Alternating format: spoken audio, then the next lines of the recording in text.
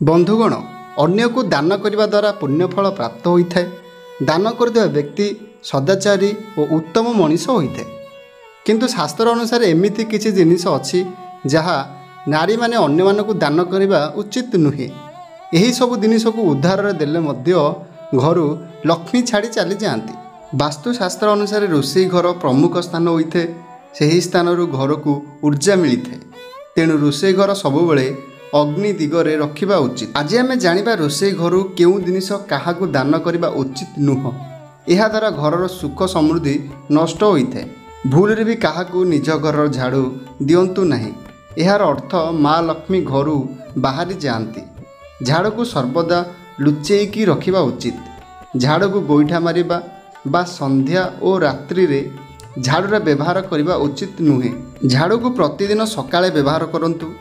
नारी माने निजे पिंधुथिबा मंगलसूत्र गोड़ी मुदी पाउंजी आदि अन्य को दान देवा उचित नुहे। यही आभूषण नारी ପାଇଁ श्रेष्ठ होइथे। नारी को केबे भी बेक खाली रखिबा उचित नुह। जड़े नारीर आभूषण घरर परिचय होइथे। मुख्य आभूषण अन्य मानकू बा अन्य महिला को दान करबा उचित नुह। रोषेई घरर बेलना पट्टा बेलना काठी तावा आदि काहाकू केबे दान करबा उचित नुहे।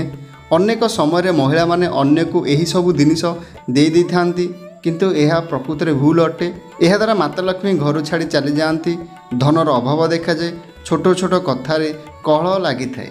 स्त्री लोक माने निजर रोषेई घर केबे भी हलदी काहाकू दान करंतु नहीं। हलदी केबे भी रोषेई घर सरीबा उचित नुह। हलदी अन्य को देवा द्वारा माता लक्ष्मी घर छाड़ी चली जाती और धनर अभाव देखा जाए। आशा करूँ भिडियोटी आपको बहुत भल लगी।